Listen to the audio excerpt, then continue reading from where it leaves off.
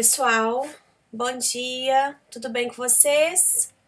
Então, vou gravar esse vídeo aqui a respeito da consignação em pagamento, né, matéria da nossa aula de hoje, de Processo Civil 4. Então vamos lá, gente, o que é essa consignação em pagamento e para que ela existe?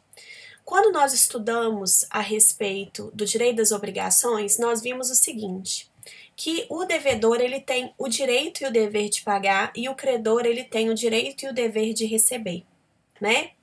E a consignação em pagamento ela está exatamente amparada nesse direito e dever de pagar do devedor. Por que é então que existe essa ação e por que seria interessante para o devedor fazer o uso dessa ação? Primeiro, gente, porque utilizando essa ação eu acabo impedindo com que os ônus da minha mora eles acabem continuando, né? Então juros, correção monetária, todos os ônus que a demora no pagamento podem acarretar, eles vão cessar fazendo a utilização da consignação em pagamento, do procedimento de consignação em pagamento, né? E aí, gente, pode acontecer diversas situações que façam aí com que o devedor utilize a consignação em pagamento. Uma das situações que pode acontecer, gente, era o devedor ter procurado o credor e não ter conseguido efetuar esse pagamento porque o credor, ele se recusou a receber esse valor. Pode ter acontecido, gente, do devedor não ter encontrado o credor, não saber aonde o credor está. Pode ter acontecido, gente, de haver algum tipo de dúvida com quem é realmente esse credor, e aí no caso de dúvida é melhor que não haja o pagamento, né, para essa pessoa, e sim o pagamento seja feito aí de forma judicial, tá? Porque a gente sabe que tem aquela máxima no direito, quem paga mal paga uma, duas, três, tantas vezes quantas forem necessárias, né? Então, a consignação em pagamento, gente, ela serve exatamente para poder amparar o devedor que quer pagar, mas que tem algum problema com o credor para poder receber esse pagamento, essa obrigação, tá? E aí os problemas, como nós já falamos, eles podem ser os mais variados. Eles podem ser desde o credor se recusar a receber a obrigação, como eu posso não saber onde que o credor está ou ter dúvida se aquela pessoa que eu estou efetuando o pagamento é realmente o legítimo credor da obrigação. Então, para poder evitar qualquer tipo de problema, existe essa consignação em pagamento, procedimento de consignação em pagamento. E aí, gente, quem é que tem legitimidade? Só voltando, né? Então, a doutrina, ela chama essa dúvida com a quem seria, né, feito o pagamento de incognitio. E a dúvida de quem que seria o legítimo credor, né, de incognitio. Ou a dificuldade de se localizar também esse credor, tá? Ela chama essas duas hipóteses de incognitio. E existe também a mora sapiens, que é a mora do credor. O credor, ele não quer receber, né? Então, são as possibilidades que a gente tem aí de utilização dessa consignação em pagamento.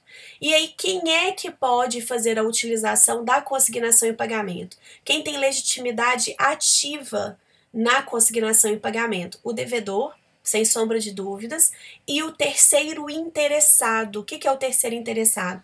Aquela pessoa que pode, de alguma forma, acabar se sujeitando às consequências da obrigação caso não haja o pagamento por parte do devedor, né? O caso, por exemplo, gente, o terceiro interessado é o caso, por exemplo, do fiador, né? O fiador, ele tem interesse em cumprir uma determinada obrigação que não foi cumprida pelo devedor? Tem. Por quê? Porque ele sabe que se o devedor não cumprir a obrigação e ele também não cumprir, os bens dele podem acabar respondendo pelo cumprimento da obrigação. Nós já estudamos isso, inclusive, no semestre passado.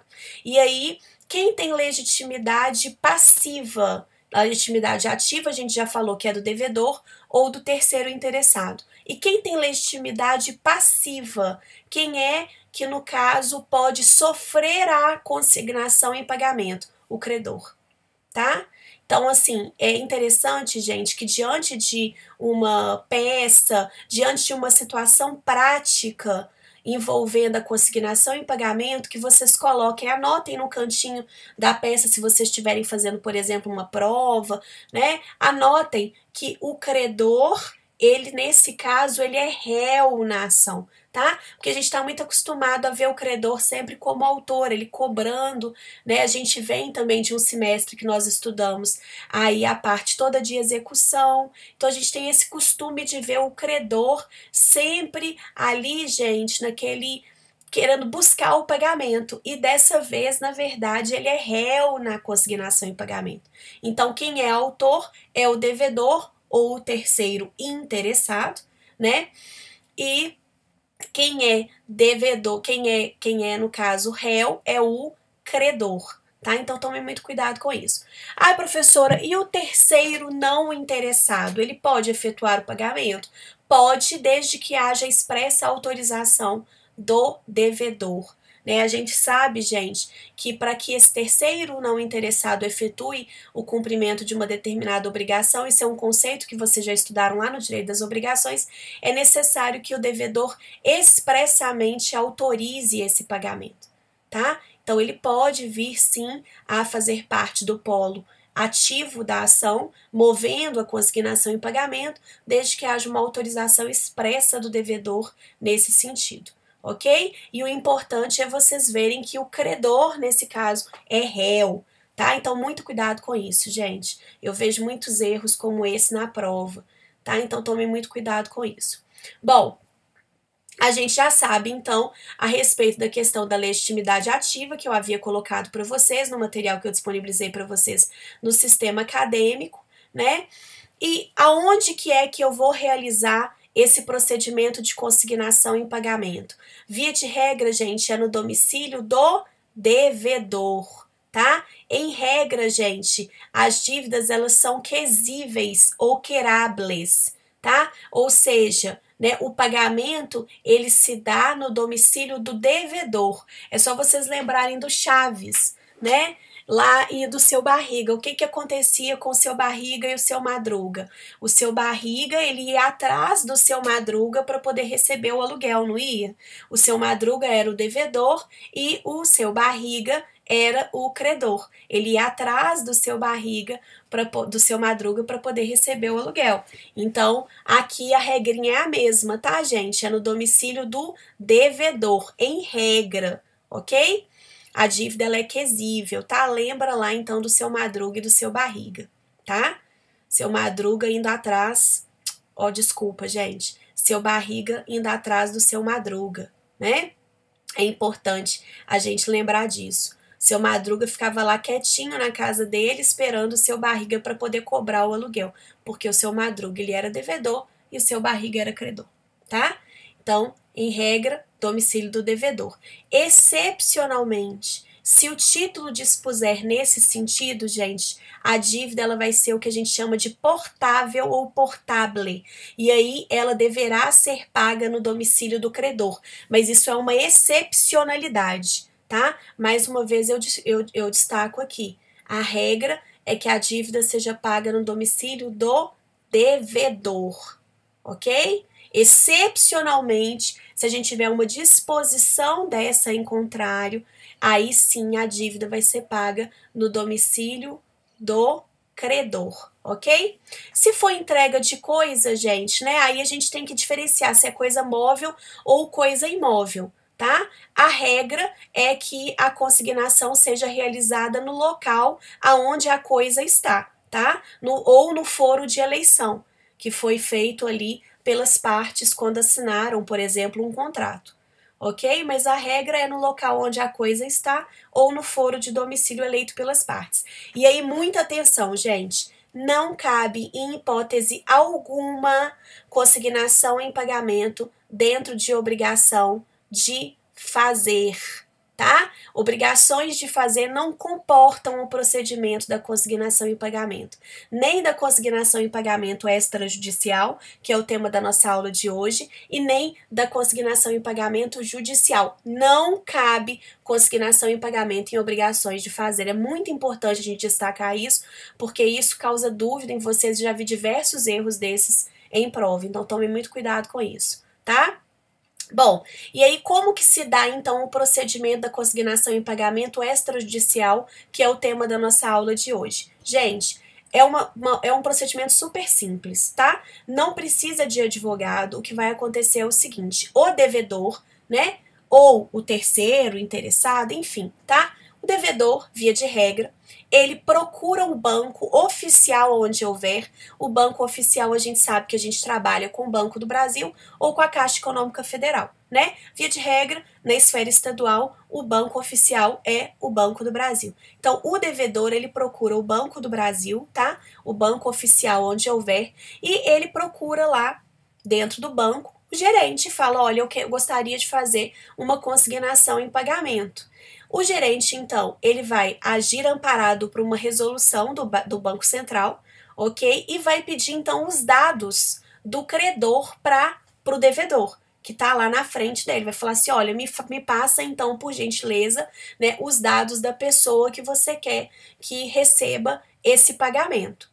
Então, no caso da consignação em pagamento extrajudicial, gente, nós temos que ter certeza de quem que é o credor, e além de ter certeza de quem que é o credor, eu preciso de ter certeza absoluta da localização desse credor, tá? Por motivos óbvios. Primeiro, o banco não vai ficar expedindo carta com aviso de recebimento, Deus dará. Não, agora vamos tentar o fulano, agora vamos tentar o ciclano, agora vamos tentar tal endereço. Ele não vai fazer isso. Então, você tem que ter certeza de quem que é o credor e de onde que ele tá, tá? Feito isso, gente, existe um outro requisito que você vai ter que cumprir para poder fazer essa consignação em pagamento extrajudicial. A dívida tem que ser de quantia, ok? Se por um acaso, gente, a obrigação for uma obrigação de entrega de coisa, não tem jeito de fazer pela via extrajudicial, tá? Só é possível fazer a consignação em pagamento extrajudicial se for quantia. É só vocês pensarem. Vocês estão chegando no banco para poder conversar com o gerente de vocês. Atrás lá do gerente de vocês tem uma estante que tem uma impressora, um computador, aí tem um cavalinho pastando lá no final, tem um carrinho também? Não tem, gente. Por quê? Porque banco não deposita coisa, tá? Banco deposita dinheiro, ok? Então, só se for consignação em pagamento de quantia é que a gente pode utilizar a via extrajudicial, ok? Se for coisa, é a via judicial que nós vamos estudar na próxima aula, tá? E aí, então, você informa, né? Você, devedor, informa os dados completos aí do credor, inclusive com o endereço completo. Vai ser aberta uma conta bancária, uma conta em nome desse credor, e lá vai ser feito o depósito em dinheiro. Feito isso, gente, o banco vai expedir uma carta com aviso de recebimento, tá? Essa carta com aviso de recebimento, gente, o próprio banco expede para o endereço que você informou, ok? No intuito de notificar o credor de que há um depósito em valor disponível para ele lá no banco, ok? E aí, então, expede essa carta com aviso de recebimento para o credor. Chegou até o credor, né? O credor vai tomar ciência disso, assinar o aviso de recebimento, e esse aviso de recebimento ele volta para a agência. Voltando para a agência, gente, o banco vai contar o prazo de 10 dias úteis, porque todos os prazos em dias do Código de Processo Civil são contados em dias úteis, e esse não é diferente, tá? Então, ele vai contar ali o prazo de 10 dias úteis, aguardando uma manifestação do credor. O credor, gente, nesses 10 dias contados do retorno do AR à agência bancária, ele pode ir até a agência bancária e levantar o valor, ou seja, pegar o valor, tá depositado, tá? Nesse caso, gente, se ele fizer isso, quita a obrigação, não há que se falar em qualquer tipo de reclamação, nem na esfera judicial, nem fora dela, quita a obrigação, livra o devedor da obrigação, tá? Ele pode ficar inerte, e aí é aquela máxima: quem cala consente. Se ele ficou inerte é porque ele aceitou o pagamento, e isso também não gera nenhum tipo de reclamação posterior, ele não pode se insurgir contra isso posteriormente, ok? Ou ele pode se manifestar de forma expressa, dizendo que não aceita aquele pagamento, tá? Essa manifestação, gente, tem que ser por escrito, dentro desse prazo de 10 dias contados do retorno do AR até a agência bancária, ok? Então, ele faz essa manifestação por escrito dizendo que recusa o pagamento. Se ele fizer essa manifestação por escrito dizendo que recusa o pagamento, gente, o banco vai comunicar ao devedor que houve essa recusa no recebimento e aí, gente, o devedor ele tem o prazo de 1 mês para, aproveitando o depósito que já foi feito lá no banco, que cessou os ônus ali, né, da mora, tá? Aproveitando aquele depósito, ele fazer a ação de consignação em pagamento judicial, sem ter que fazer um novo depósito, sem ter que fazer uma nova atualização, entende? Então, para o devedor é interessante que faça dentro desse período de 1 mês. Muito cuidado, gente. 1 mês não são 30 dias. 1 mês, gente, são 30 dias corridos, tá? Se eu venho em prova 30 dias, eu corto, tá bom, gente? É 1 mês. Ah, professora, mas qual que é a diferença de 1 mês para 30 dias? Gente, acabei de falar para vocês que os prazos que constam em dias no Código de Processo Civil são contados em dias úteis. Os prazos em semanas, meses e anos, gente, são contados em dias corridos. Então, a partir do momento que a gente tem no Código de Processo Civil, no artigo 539, um prazo de 1 mês, é porque esse prazo ele é contado em dias corridos. São 30 dias corridos. Ah, então eu posso colocar na prova 30 dias corridos? Não. 1 mês, tá? Então, tem esse prazo de 1 mês para, aproveitando esse depósito que já está lá, resguardado, feito no banco, o devedor ele possa, então, fazer a ação de consignação em pagamento judicial, ok? Então, relembrando, né, os pontos principais da nossa aula de hoje. Quem é que pode fazer o uso da ação ou do procedimento de consignação em pagamento, tá? O devedor, o terceiro interessado e o terceiro não interessado, desde que o devedor ele autorize o terceiro não interessado. Esses farão parte do polo ativo, tá? Do procedimento de consignação e pagamento. Quem faz parte do polo passivo? O credor. Aonde é que eu faço o procedimento de consignação e pagamento? No domicílio do devedor. Lembra do seu Madruga e do seu Barriga, ok? Seu Madruga lá esperando o seu Barriga para poder pagar o aluguel. Então, em regra, domicílio do devedor. Excepcionalmente, pode haver, então, o cumprimento da obrigação no domicílio do credor, desde que isso esteja expresso em documento, ok? Cabe consignação em pagamento de forma extrajudicial desde que eu tenha absoluta certeza de quem é o credor e saiba onde esse credor está. Se eu tiver dúvida com quem quer que seja o credor, se eu tiver dúvida se aquela pessoa realmente, né, é parte legítima para poder receber a obrigação, ou se o credor tiver sumido no mundo, eu não posso utilizar o procedimento extrajudicial. Necessariamente eu tenho que utilizar o judicial. Outra questão, só posso utilizar o procedimento extrajudicial se for obrigação de quantia. Se for obrigação de entrega de coisa, aí eu tenho que fazer o judicial. Professora, sendo quantia, é obrigatório fazer o procedimento extrajudicial? Não. É uma faculdade que você tem, tá? Se você não quiser utilizar o procedimento extrajudicial e já quiser ir de cara no procedimento judicial, pode? Pode. Mas é interessante utilizar o extrajudicial pelo custo, tá? Você não precisa de advogado, né? Então é mais interessante utilizar o procedimento aí extrajudicial, ok? E, além disso, né, gente, utilizando o procedimento aí de consignação e pagamento extrajudicial só para quantia, sem ter dúvida de quem é o credor, sem ter dúvida a respeito da localização do credor, o banco é que vai fazer esse procedimento com a carta, expedindo uma carta com aviso de recebimento, ok? E aí, o credor devidamente notificado, ele tem 3 possibilidades, né? Ou ele levanta o valor, ou ele fica inerte, essas duas hipóteses é a quitação da obrigação, ou ele manifesta aí contrariamente ao depósito que foi realizado. E aí o mais importante de tudo, gente, não cabe consignação em pagamento, em obrigações de fazer. Vocês vão anotar isso no teto do quarto de vocês, na porta da geladeira, aonde quer que seja, mas vocês não vão esquecer disso, ok? Então, essa é a nossa primeira aula. Espero que vocês gostem. Em caso de dúvida, estou à disposição de vocês no grupo de WhatsApp. Um beijo grande e até logo!